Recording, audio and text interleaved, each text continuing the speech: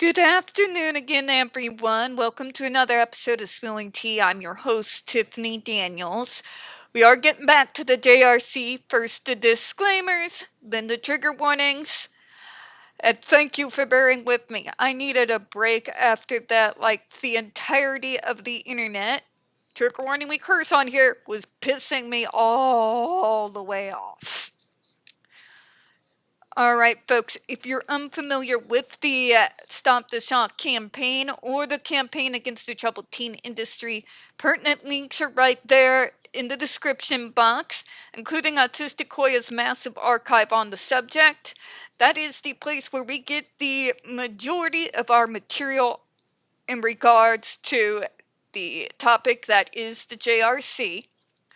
Also, Neuroclastics articles that they wrote where they interviewed over 800 ABA professionals in regards to the JRC's so-called behavior modification program.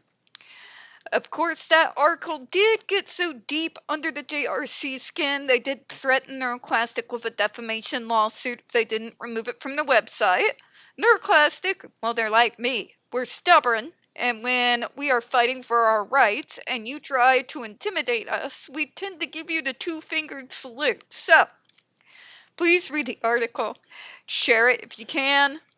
We got a link to their GoFundMe as well, because unlike the JRC, us advocates do not have weird, shady access to unlimited resources, unlimited power, and most of all, unlimited money.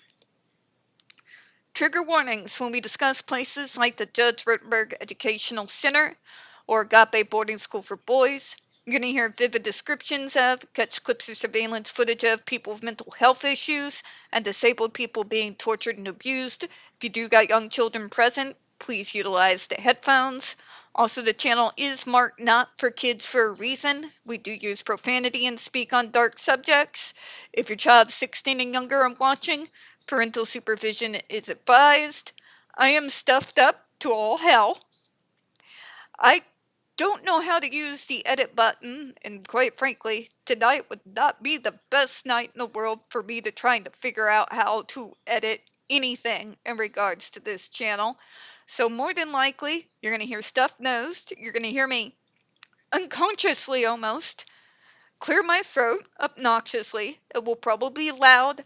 I'm sorry, but I'm not sorry. You're just gonna have to deal with it. I don't always notice when I do it. It's one of the weird vocal stems, especially with this all going on, alright? Alright, so back to RM and on to the next sentence, which is more of the JRC doubling down, as tends to be their method, where they are going to, add some words to what they already stated, providing zero context, as per normal, particularly when, and the card has been played obnoxiously, folks.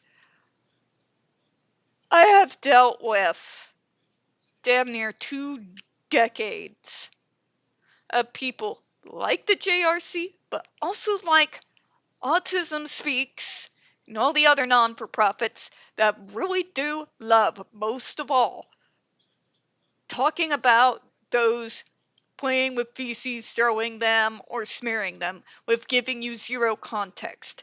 They do that as a dehumanization tactic. Because, A, it's gross. It's gross as hell. Why would anyone do that? Usually two things are usually one or the other the case. Extreme sensory issues, or it is in an effort to make ourselves so repulsive that no one is going to try to touch us in any way, shape, or form. Okay? They don't tell you that on those infomercials where they're using celebrities to get their billions of dollars for them that no family ever sees a dime of, do they? Yeah, there's no love lost between me and Autism Speaks. I can tell you that right now. So, Let's continue. RN has hit his own head with such force he broke his finger. RM history of AB includes headbutting, grabbing, kicking, punching, scratching, and biting others. You mean literally all of that a lot of us have done, but you're doing so in a way that provides no context so that you can try to display us as animalistic as possible? Not to mention, this is an old tactic, not just used on us disabled folks, but pretty much every single minority on planet Earth. They just love painting a mental picture of anyone they view as less than, of us acting like monkeys. You know why they do that, right? It has a double purpose. It's working to dehumanize us, and if they can convince you that we essentially do not act like human beings whatsoever, that we're actually completely animalistic and out of control, then it becomes that much easier for them to be able to convince you that, in that case, any means necessary to get to us and our so called barbaric behavior under control should be just fine and dandy. It is a very old tactic, a tactic as old as time. The only difference here is it is being used to justify the torture of disabled kids. Okay? I've seen it over and over and over again.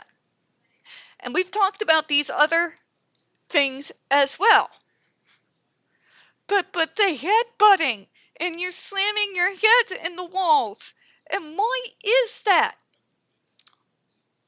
In my case, it was self-abuse, Karen. It was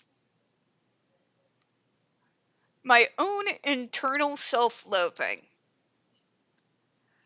A symptom of my own post-traumatic stress disorder. The kind that builds up when you've been traumatized as a child who's been put through abuse and a child that was sexually assaulted. Okay? It doesn't happen, that very bad, dark feeling, as often as it did back then anymore. And the means of self-destruction have changed over the years. From headbanging to extreme alcoholism to hydromorphone to I drink all the tea, which helped me get rid of the very not good addictions. But you see where I'm getting at here. A lot of people do this say, well, you're autistic, us, of course you headbang. I listen to metal and headbang a lot during that too, particularly since I have been a thrash metal fan since I was 10 years old. Thank you, Mike. My brother and my dad and stepdad are the primary trio that have informed my music tastes for as far back as I can remember. But that headbanging was normal, okay? The headbanging when I was causing myself harm, such as slamming my head repeatedly, head first, at full force, as hard as I could repeatedly, or slamming in my head into the wall. Same thing. It came from that self-loathing, It also came from suicidal ideation. Anything to get away from what was going on. Okay? Sometimes it would take the form of biting my arms. Okay? Usually the upper parts that could be easily covered by short sleeve t-shirts. Yeah.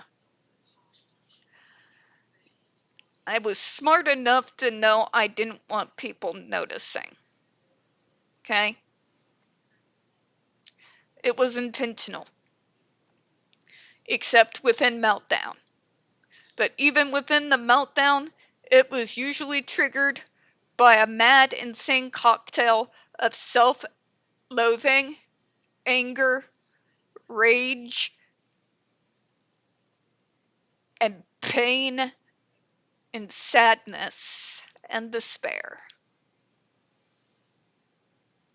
A big, mad pile of it.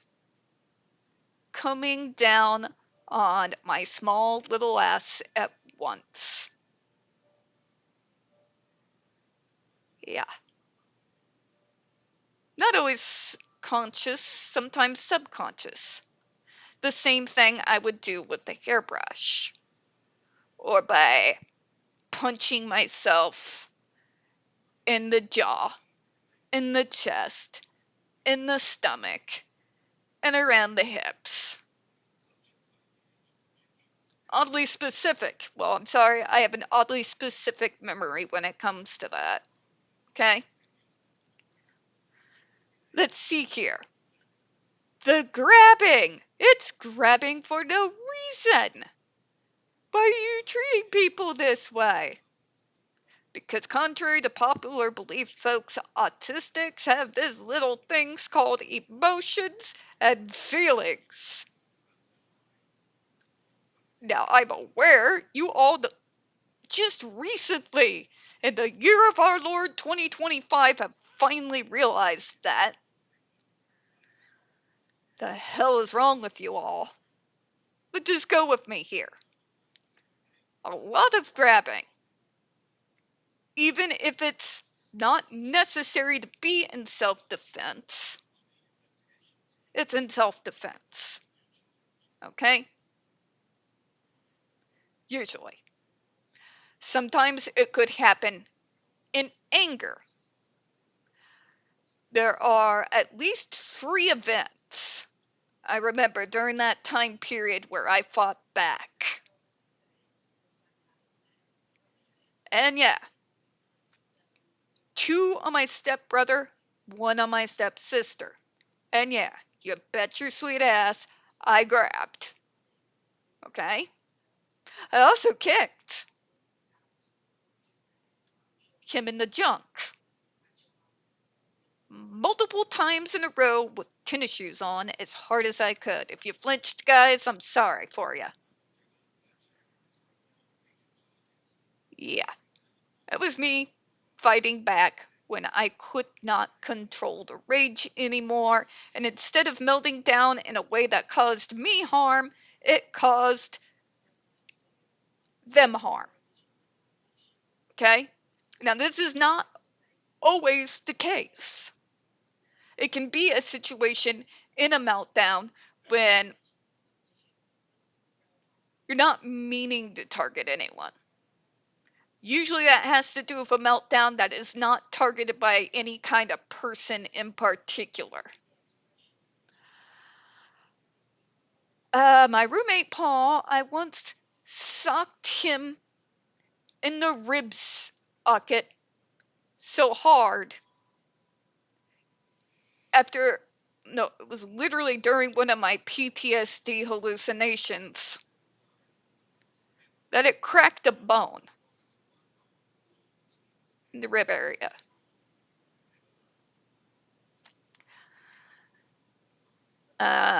One such occasion when him and our other old roommate Sid tried to get me under control, grabbed so hard trying to pry their arms off of me that I caused bruises. You would consider that grabbing, I'm sure. The pushing to get away, yes, biting others. But if you listen to what I'm telling you, again, it's not happening in a vacuum. Even within meltdowns, there are the subconscious meltdowns that come out of nowhere. Those are most usually likely to happen if a major emotional event takes place, such as when my dad passed away, or it would take place because after about 25, I found out I have the HH mutation, which means when I would drink too much, I would start hallucinating my past. And I would go into the attack preemptively to protect myself and get the hell out. That incident in particular was the last one I had before I quit drinking entirely cold turkey. That was about 6.5 years ago, going on 7, I think, somewhere around in there. Yeah. Sometimes those don't always have a trigger. Sometimes, like in that one, it was alcoholism that irritated the PTSD that ended in a major clusterfuck that finally made me realize that I needed to get my shit together and stop before I killed myself or someone else. There's always a cause. That is my major point. None of this stuff happens in a vacuum. There's always a cause. There's always a context. And the reason why people like me will hammer that when we go over cases like this is because places like the JRC, Autism Speaks, and all those grifting bastards who've never helped a single soul while claiming that they care about us so much won't tell you those things. Because that's not going to get them money. What gets them money is dehumanizing us and portraying us as completely out of control animalistic creatures that have to be controlled and brainwashed to either acting like emotionally devoid robots or with a fake neurotypical personality that we have to wear and pretend to be 24/7 as long as there's a single soul's eyes on us that isn't God. It also uses that fear mongering to bring in billions of dollars from a not by their own fault and ignorant general public that just want to help. Okay? Problem is, it's also why places like the JRC and those who are so loud and proud of ABA will use those tactics to continue this abusive rhetoric, whether it is actual physical torture and abuse like the JRC, or it's the psychological mindfuckery that takes decades of therapy to start to work your way through, like ABA. There's money in it, there's jobs in it, and as long as they can keep duping the public, they can continue to make money off of us. It's the name of the game, isn't it? All right, folks, we're going to go ahead and close on that one. We don't get very many views on this channel, and the few we do tend to get removed. So please don't forget to hit the like button, hit subscribe. Please don't forget to hit the comments. I do appreciate your time. As always, we here at Spilling Tea do hope you have a good one. I'll see you all in a minute. Bye-bye, everyone.